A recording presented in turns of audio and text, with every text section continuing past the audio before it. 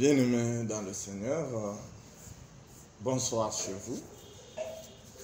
Je vous salue dans le puissant et précieux nom de notre Seigneur Jésus-Christ. Et soyez les bienvenus sur notre chaîne, votre chaîne, Jésus l'apôtre TV, pour partager ce moment béni où nous allons rendre un culte agréable à notre Seigneur Jésus-Christ.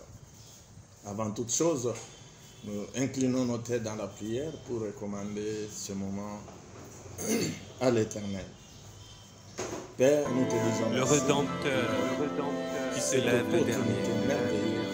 Que tu nous accordes encore une fois ce soir d'être en vie, d'être en forme et surtout d'avoir en face de nous tes fils et filles, ceux-là qui t'offrent leur temps, leur attention, leur intelligence pour apprendre ta sagesse.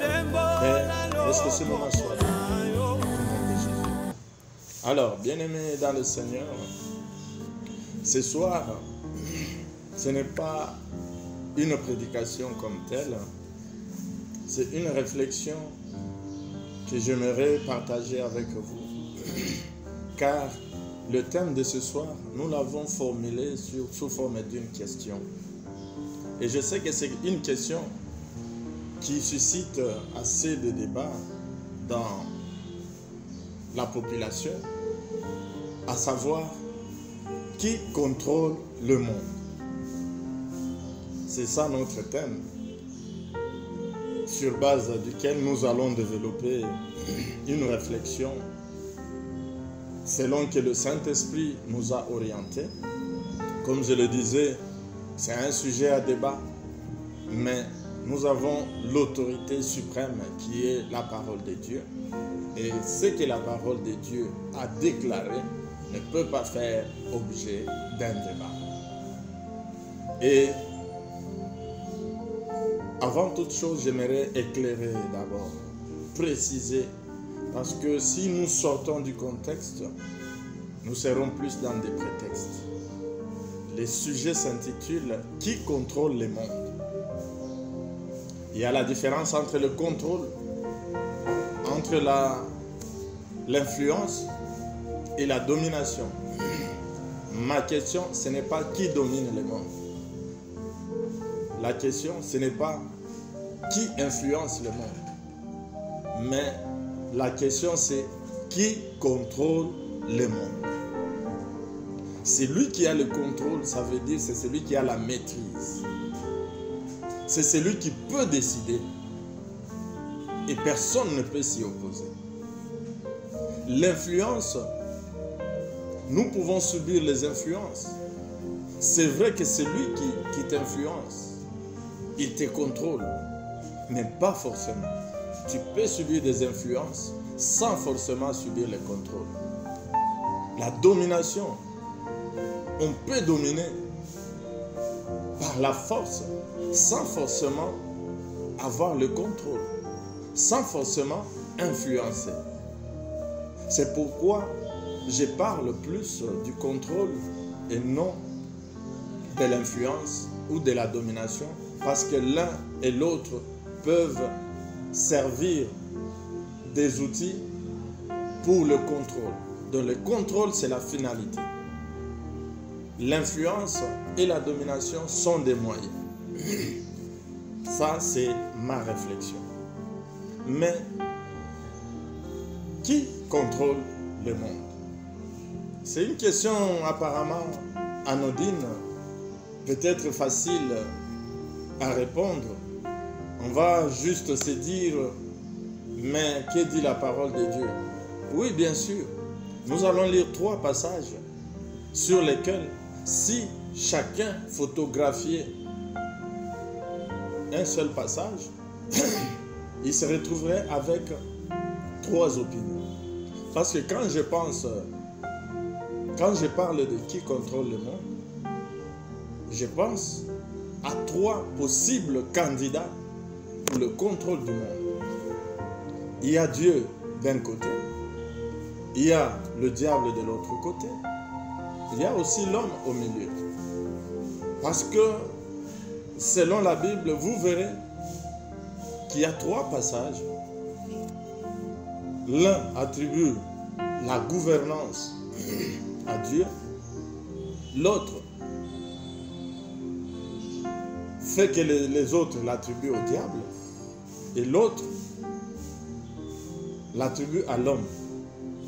Ce ne sont pas 3 passages contradictoires, mais ce sont 3 passages qui, pris hors de leur contexte ou mal interprétés, vous aurez l'impression que la Bible parle de 3 choses qui sont opposées. Mais quand vous rentrez dans le contexte, vous verrez que la vérité, elle est une et unique. Et vous verrez que le passage qui est direct et qui dit vrai trouvera d'autres passages pour l'expliquer et l'appuyer. Parce qu'il n'y a pas meilleur interprète de la parole de Dieu que la parole de Dieu elle-même. Il n'y a pas un meilleur interprète de la Bible que la Bible elle-même. Tout ce que nous pouvons amener comme interprétation en dehors de la parole de Dieu, ça devient des prétextes. Et la parole de Dieu, il faut toujours savoir la situer dans son contexte. Et j'aimerais lire les 3 passages. Le premier, c'est dans 1 Jean 5, 18 à 20. La Bible dit ceci. Nous savons que quiconque est né de Dieu ne pêche point. Mais celui qui est né de Dieu se garde lui-même et le malin ne le touche pas. Nous savons que nous sommes de Dieu et que le monde entier est sous la puissance du malin. Déjà à partir de ce 2e verset, c'est là où certains tirent la conclusion en disant, mais la Bible dit que c'est le diable. Le monde est sous la puissance du malin. C'est que c'est le diable qui contrôle le monde. Verset 19. Nous savons aussi que le Fils de Dieu est venu et qui nous a donné l'intelligence pour connaître le véritable. Et nous sommes dans le véritable, en son Fils Jésus-Christ. C'est lui qui est né de Dieu. C'est lui qui est le Dieu véritable et la vie éternelle. Petits enfants, gardez-vous des idoles. Donc dans 1 Jean 5, 18 à 20, et surtout le 19e verset qui nous intéresse, on dit, nous savons que nous sommes de Dieu, d'une part, et que le monde entier est sous la puissance du malin. Mais quand nous allons dans Psaume 115, verset 16, nous voyons aussi cette déclaration qui dit, les cieux sont les cieux de l'Éternel, mais il a donné la terre au Fils de l'homme. Bien-aimé, Dieu a donné la terre à qui? Au Fils de l'homme, ça veut dire à l'homme. Alors, de là aussi, les autres tirent la conclusion pour dire, ben, Dieu a donné la terre à l'homme, c'est l'homme qui contrôle la terre. Et quand nous allons dans Job 34, 12 à 15, nous voyons aussi cette déclaration. La Bible dit, non, certes, Dieu ne commet pas l'iniquité. Le Tout-Puissant ne viole pas la justice. Qui l'a chargé de gouverner la terre? Donc il n'y a personne qui a chargé Dieu de gouverner la terre, mais il la gouverne. Qui a confié l'univers à ses soins? S'il ne pensait qu'à lui-même, s'il retirait à son esprit, s'il retirait à lui son esprit et son souffle, toute chair périrait soudain et l'homme rentrerait dans la poussière. Wow! Donc là, on nous montre clairement que celui qui gouverne la terre, celui qui prend soin de l'univers, c'est Dieu. Maintenant, si nous rentrons dans notre thème, qui contrôle le monde? Bien-aimé, l'homme, c'est une création particulière. L'homme a plusieurs aspirations et plusieurs désirs, contrairement à d'autres créatures vivantes, contrairement à d'autres mammifères. L'homme dans sa croissance, il n'y a pas seulement, il ne connaît pas seulement une évolution physique, mais il évolue aussi dans ses besoins, dans ses désirs et dans ses aspirations. Les désirs de l'homme sont variés, mais ils sont catégorisés en 5 stades. Et les 5 stades, le tout premier, c'est le stade où le désir de survie. C'est l'étape primitive où le tout premier stade de l'homme qui le rend égal à tout animal. Donc il y a cet instinct de survie. C'est le stade où l'homme, pour survivre, a besoin de manger. C'est le stade où l'homme désire avoir de quoi se nourrir, de quoi se protéger du froid, de quoi se protéger de la chaleur, de quoi se mettre en sécurité et de quoi se reproduire. Donc ça, ce sont des besoins basiques. L'instinct animal de l'homme, cet instinct de survie. Et c'est le tout premier stade avant que l'homme passe à d'autres stades.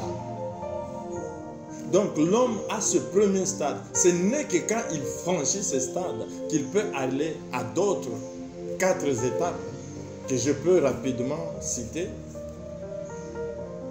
Si l'étape de survie et l'étape primordiale est la première, les autres 4 que je vais citer ne se suivent pas forcément dans l'ordre que je vais les citer.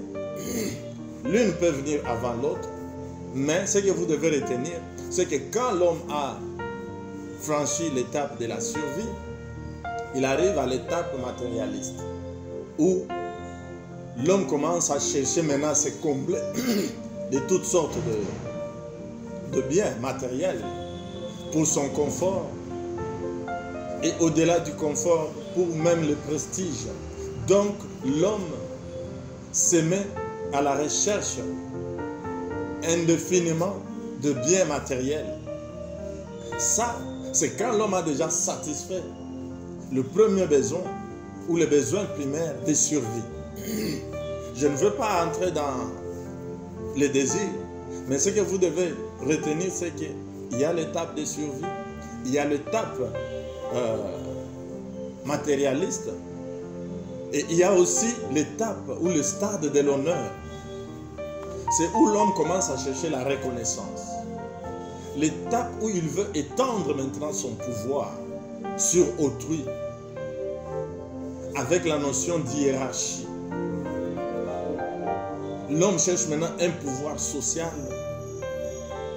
un pouvoir économique, un pouvoir de domination. C'est l'effet de vouloir avoir de l'emprise sur les autres personnes. Et c'est souvent, et c'est dans ce stade-là que nous trouvons la plupart des politiciens manipulateurs que nous connaissons aujourd'hui, qui n'ont qu'une seule devise, c'est le pouvoir, conquérir la conquête du pouvoir. Ils cherchent justement le pouvoir le plus élevé possible pour avoir de la prise et de la domination sur autrui. Ça fait partie des désirs de l'homme et des stades que l'homme normalement construit cherche à franchir.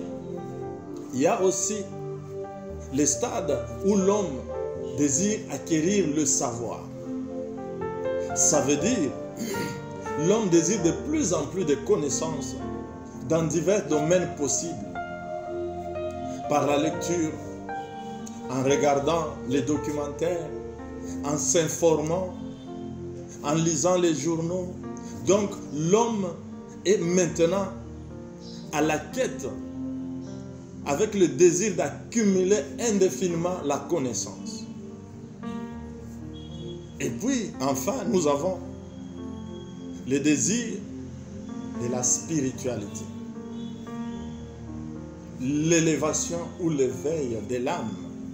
C'est ce désir de se connecter au divin afin d'avoir une vie au-delà de la vie ordinaire, du commun des mortels. On peut dire que c'est le stade suprême. Parce qu'en réalité, dans l'homme, c'est l'esprit. C'est ce stade que l'homme a toujours recherché. Parce que quand on s'élève spirituellement, on a beaucoup de chances d'avoir l'élévation aussi sur les autres domaines. Mais comme vous allez le constater, notre sujet, c'est qui contrôle le monde. Vous verrez que de ces différents désirs, il y en a un qui semble attirer plus l'homme. Il y en a un qui est l'obsession de l'homme de manière consciente ou inconsciente. Parce que quand Dieu a créé l'homme, il a dit, faisons l'homme à notre image et selon notre ressemblance, et qu'il domine. Donc Dieu, en créant l'homme, il l'a paramétré avec cette option de domination. Cette option d'avoir le contrôle. Ce qui fait que malgré sa chute, l'homme est resté dans son subconscient avec ce réflexe-là de vouloir dominer.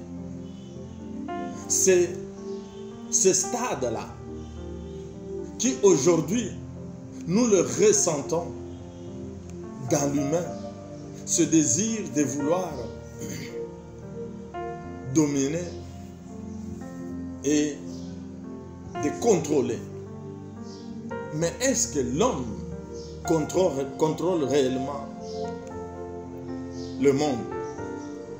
Et vous verrez que c'est sur base de cette envie, cette obsession, que nous vivons un monde des inégalités. Nous voyons plusieurs structures, organisations qui se battent pour l'égalité entre tous. Bien-aimés, sans nous voiler la face, ce monde d'égalité pour tous, entre tous, c'est un monde utopique qui n'existe et qui n'existera jamais. Parce que l'homme a toujours ce désir-là, après avoir satisfait les désirs primaires,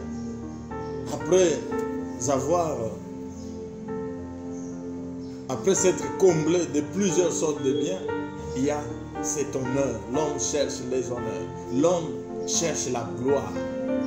C'est cette recherche de la gloire-là qui a fait que même le diable a été chassé du ciel. Tout le monde a toujours cette envie, cette aspiration à la gloire. Et dans ce monde qui est conduit, qui ne fonctionne qu'avec l'argent, vous remarquerez que l'égalité ne peut pas exister. Tout le monde est à la recherche de l'argent. Pourquoi? Effectivement, parce qu'on dit, celui qui a l'argent a le pouvoir. L'homme étant à la recherche du pouvoir, de la domination, et ayant compris que celui qui a l'argent a le pouvoir, eh bien, la vie sur la terre, le monde actuel, c'est un monde où les gens sont dans une course effrénée à la richesse. Et la Bible aussi le constate dans Proverbes, pour dire que la sagesse d'un pauvre, qui peut l'écouter? Donc, bien aimé, c'est vrai. Même dans ce monde où celui qui a l'argent a le pouvoir, celui qui n'a pas l'argent, eh bien, logiquement, il n'a pas de pouvoir. Donc même sa sagesse devient du gaspillage. Parce que cette sagesse, qui peut l'écouter? J'ai lu même une blague que j'ai trouvée trop dure. Mais c'est une réalité qui peut faire rire. Ça m'a fait rire. Mais ça m'a fait aussi réfléchir. On a dit, dans une réunion de famille, tout le monde se fout de ce que dit le pauvre. Du moins tout le monde, s'ils peuvent s'intéresser à lui, c'est juste à ses dents pour s'en servir comme l'ouvre-bière. Vous vous imaginez? Mais c'est une réalité. Dans nos familles africaines, dans des réunions, par exemple, quand on doit organiser les obsèques d'une personne importante de la famille, quand c'est tout le monde qui se réunit, il y en a qui imposent leur point de vue. Et les pauvres, on a toujours considéré que c'est eux. S'il était arrivé le premier, c'est lui qu'on va commencer à déplacer à chaque fois qu'une personne importante, influente arrive. C'est à lui qu'on va dire, laisse la place à l'autre. Et il va se retrouver même assis sur un casier. Et quand on sert la bière et qu'il n'y a pas l'ouvre-bière, et c'est à lui qu'on donne pour dire, bon, toi tu as les dents solides, est-ce que tu peux nous ouvrir la bière? Donc c'est pourquoi on dit, bon, lui on ne s'intéresse qu'à ses dents comme ouvre-bière, mais tout ce que lui va dire, personne ne va suivre. Et c'est comme ça que tout le monde aujourd'hui cherche la richesse. Mais est-ce pour autant que nous devons chercher la richesse à tout prix? Non. La pauvreté, elle, n'est pas un péché. La Bible dit, mieux vaut un pauvre qui marche dans son intégrité qu'un insensé qui a de grandes richesses. Bien-aimés, l'intégrité, c'est la seule chose que Dieu nous demande. Il dit à Abraham, marche devant moi et sois intègre.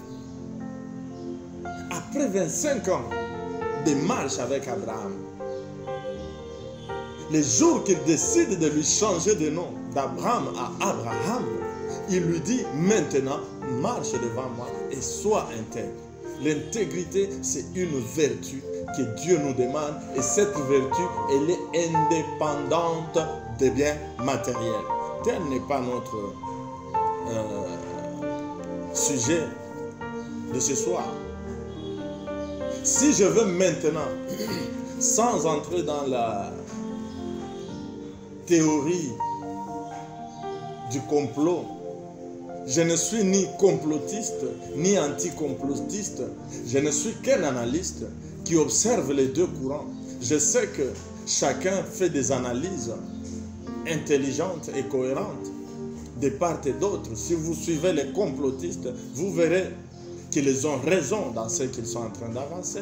Si vous suivez ceux qui ne sont pas d'accord avec les théories complotistes, vous verrez que même aussi leurs arguments sont intelligents et plausibles.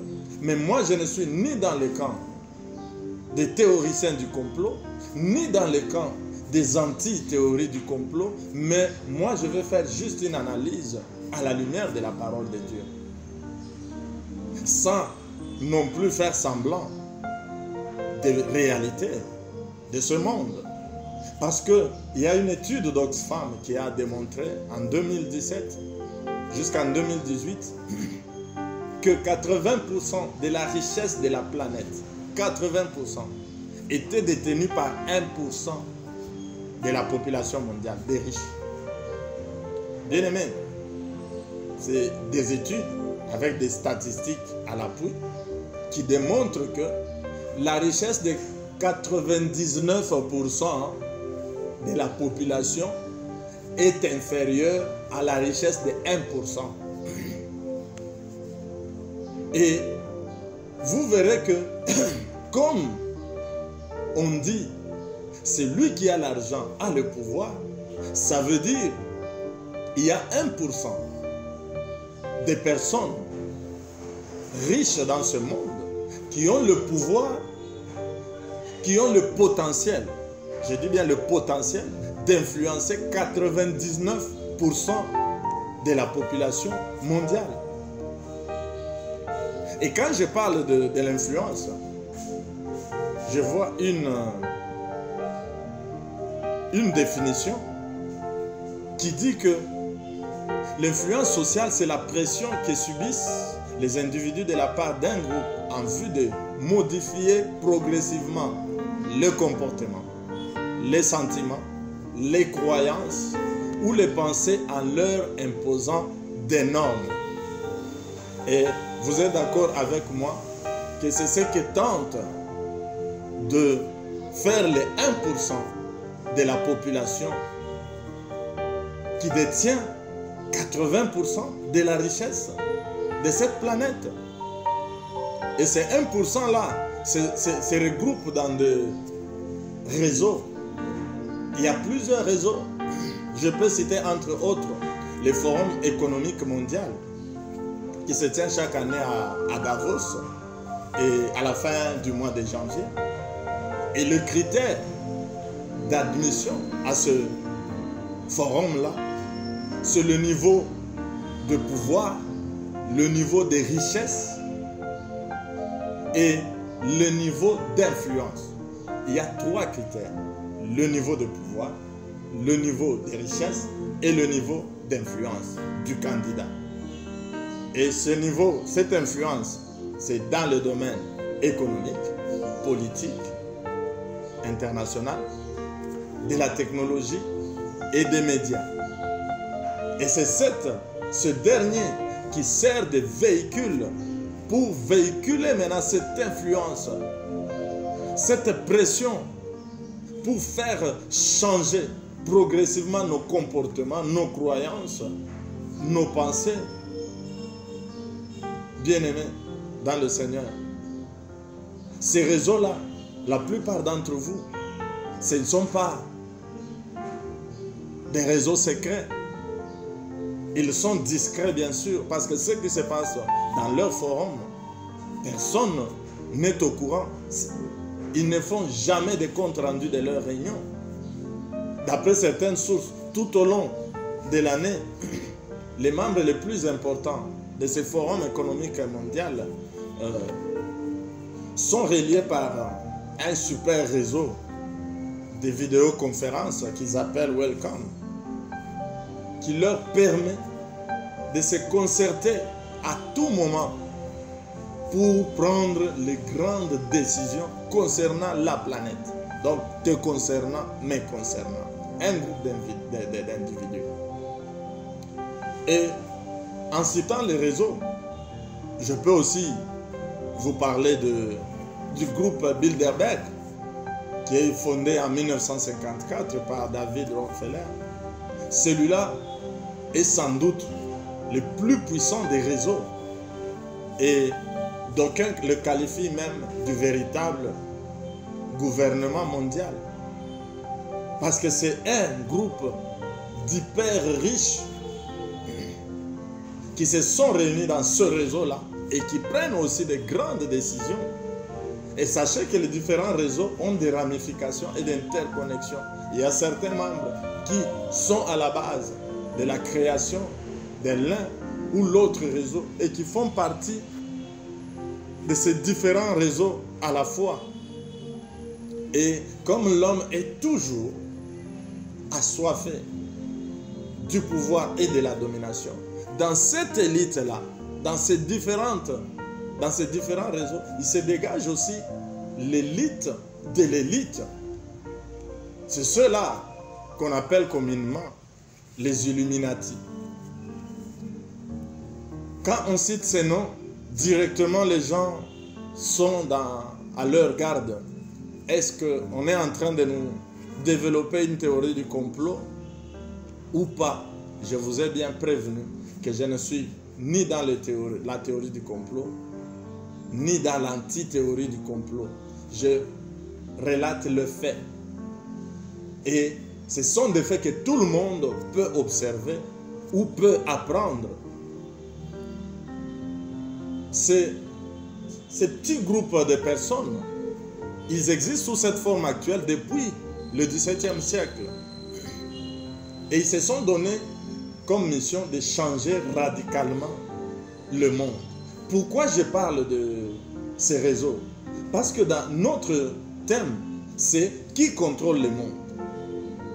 On a vu au travers les 3 passages que si on les photographie sans les lire dans leur contexte, on va se retrouver face à 3 hypothèses qui sont défendues chacune dans ce monde. Il y en a qui disent que c'est Dieu qui est au contrôle. Il y en a qui disent que c'est le diable qui contrôle. Il y en a qui disent que c'est l'homme qui contrôle.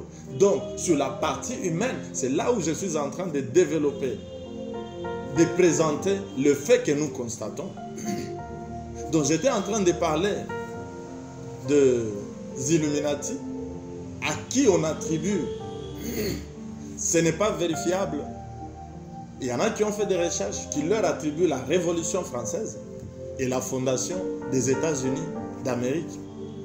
Parce que selon ce petit groupe, le peuple est par nature ignorant, stupide et potentiellement très violent.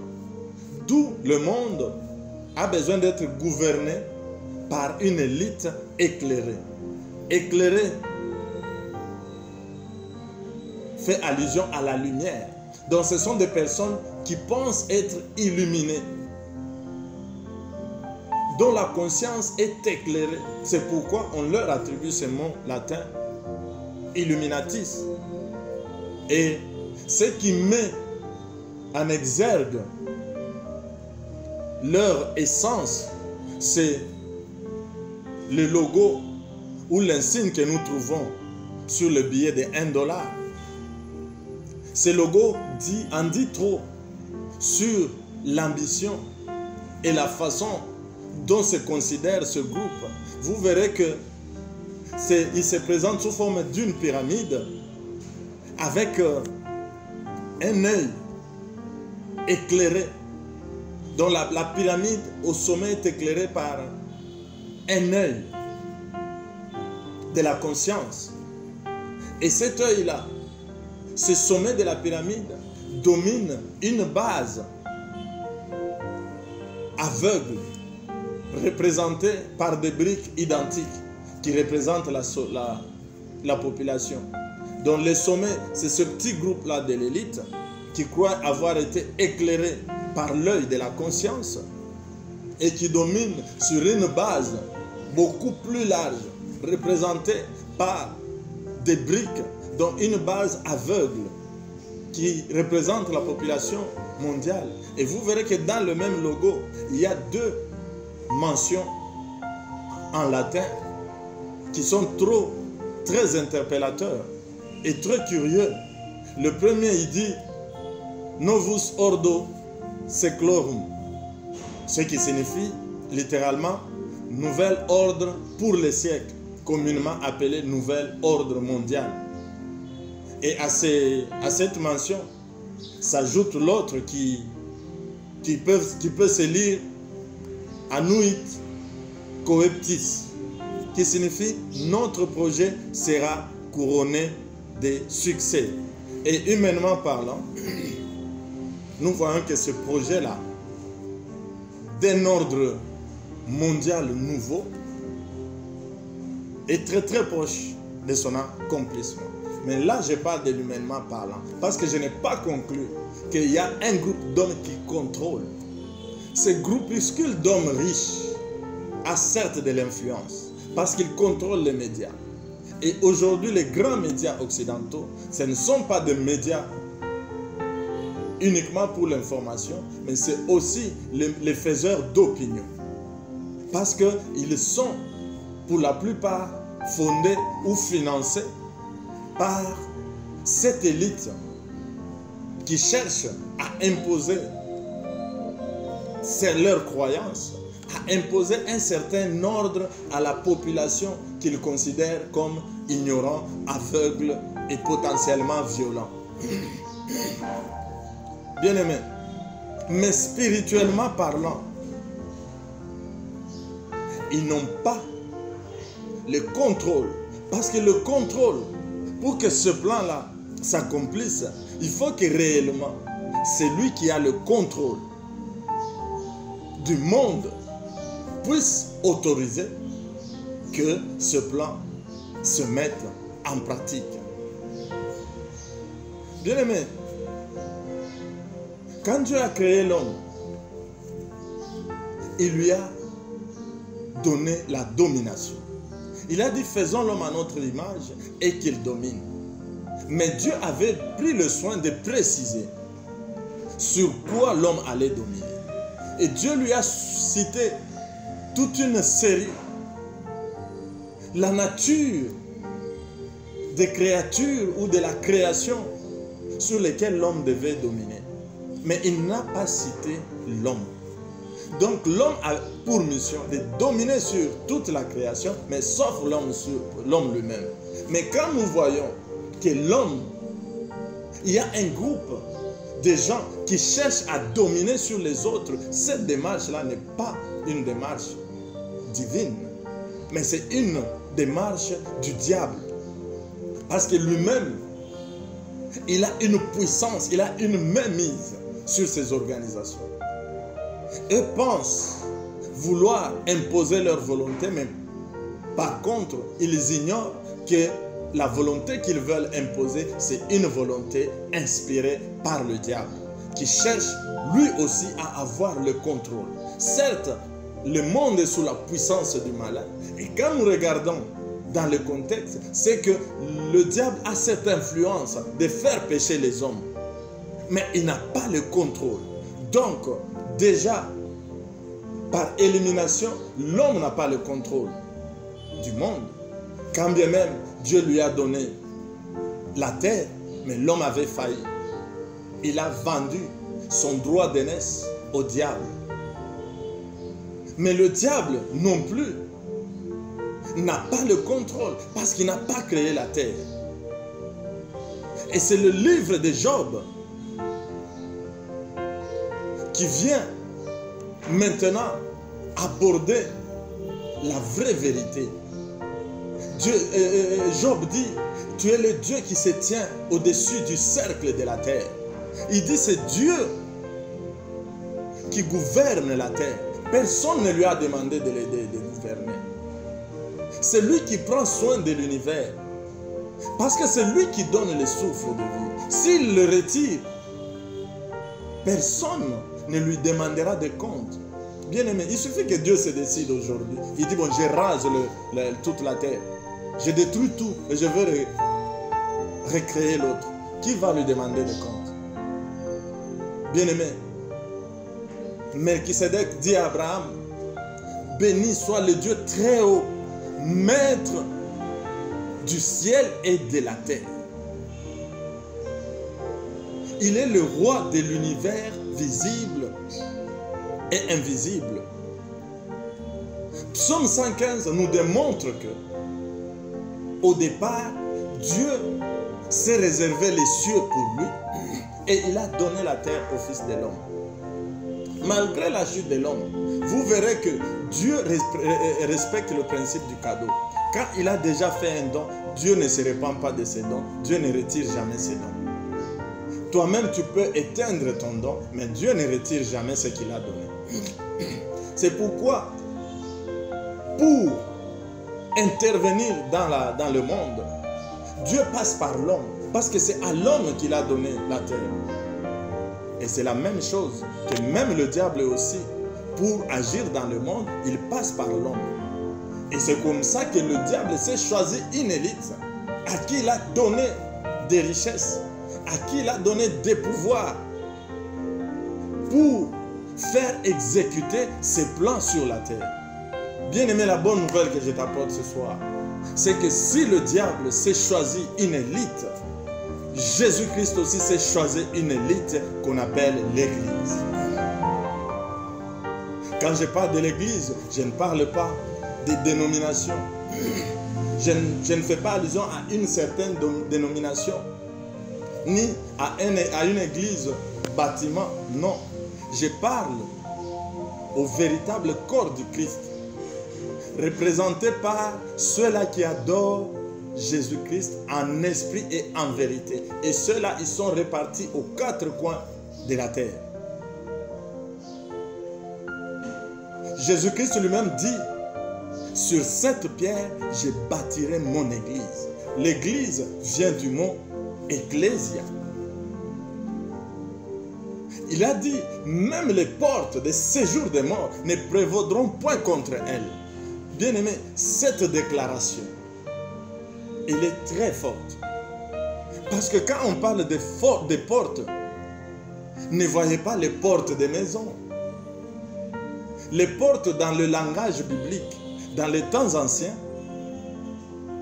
qu'est-ce qui s'est passé dans les portes? C'est aux portes de l'entrée de ville où se trouvaient tous les sages, qui se réunissaient pour voter des lois, prendre des décisions qui allaient impacter toute la ville. Donc, les parlements dans les temps anciens se réunissaient aux portes. Donc, quand on parle que même les portes de séjour des morts ne prévaudront point contre l'Église, ça veut dire même les parlements, même les conseils, même ces groupuscules-là qu'on peut appeler Illuminati, Bilderberg, leur conseil-là qui se tient aux portes du monde, ne prévaudront pas contre l'Église, qui elle aussi se tient à une porte, et la porte s'appelle Jésus-Christ. C'est pourquoi notre Église est appelée Jésus la porte. Christ lui-même se dit, je suis la porte. Et vous, vous êtes mon ecclésia. Ecclésia veut dire assemblée. Ça veut dire un parlement. Donc s'il y a un parlement dans ce monde qui se réunit aux portes de ce jour des morts, nous sommes le parlement céleste que Christ lui-même a établi à sa porte, qu'il est lui-même. Nous sommes l'Église. Et voilà que Jésus nous donne la suprématie.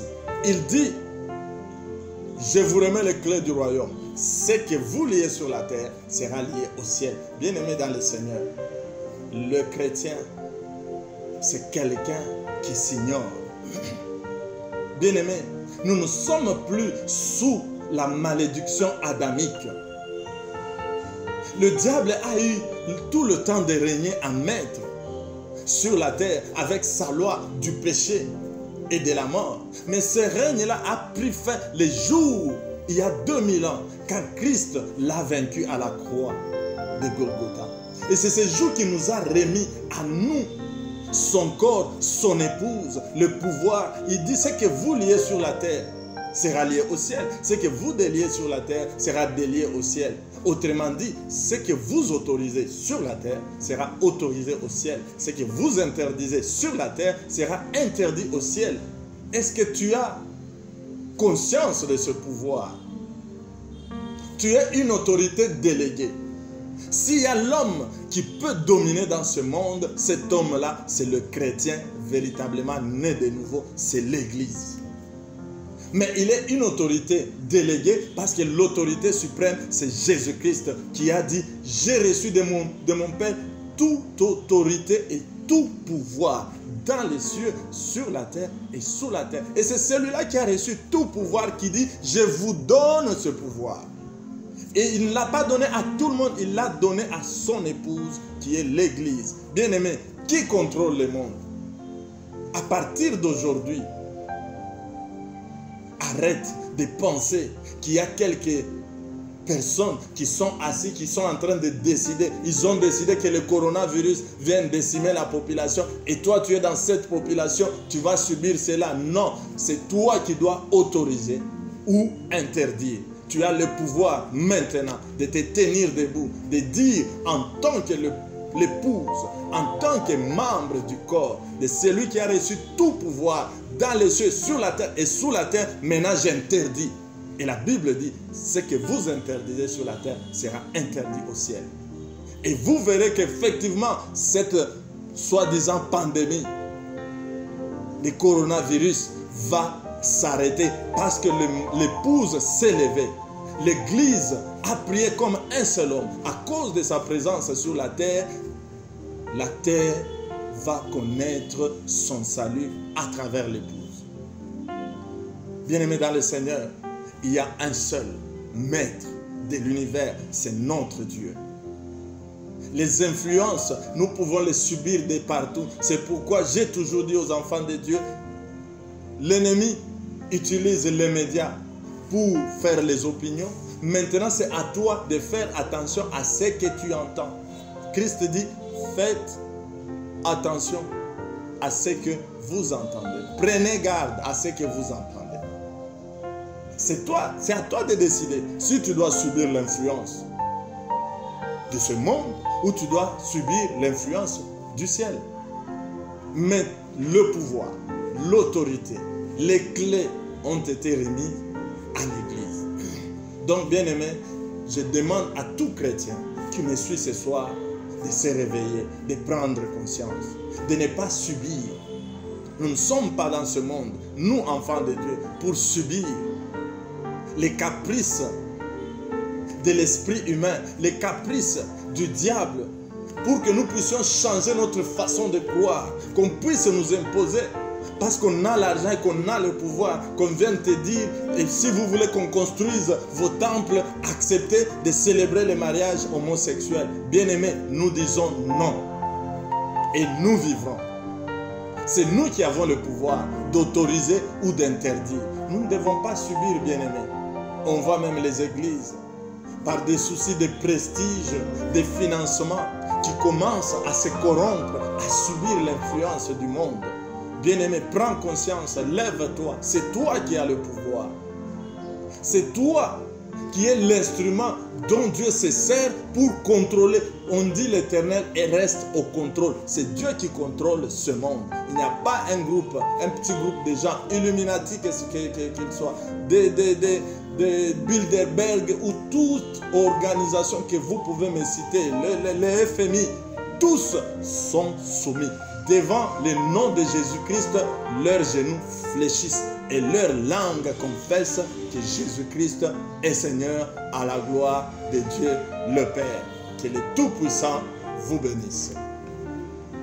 Père, je te dis merci pour ces moments de partage. J'espère et je crois que le Saint-Esprit a fait son travail. Il a parlé à un cœur. Il a rassuré quelqu'un que Seigneur, nous ne sommes pas sur cette terre pour subir, mais tu nous as donné le pouvoir. Tu nous as délégué ton autorité. Et nous savons qu'avec toi, nous ferons des exploits et tu écraseras nos ennemis. L'ennemi a déjà été vaincu et nous nous revendiquons cette victoire et nous disons non à tout ce que le monde tente de nous imposer. Nous déclarons que l'Église reste victorieuse, que nous sommes plus que vainqueurs par Jésus-Christ qui nous a sauvés. C'est dans le puissant et glorieux nom de Jésus que nous avons ainsi prié. Amen. En tout cas, je vous dis merci. Merci pour votre attention et j'espère que dimanche, vous serez encore au rendez-vous. Ça sera à 10h30 pour notre culte dominical. Restez branchés sur la chaîne Jésus l'apôtre TV et nous allons échanger les grâces que Dieu nous a données pour partager avec vous. Que Dieu vous bénisse.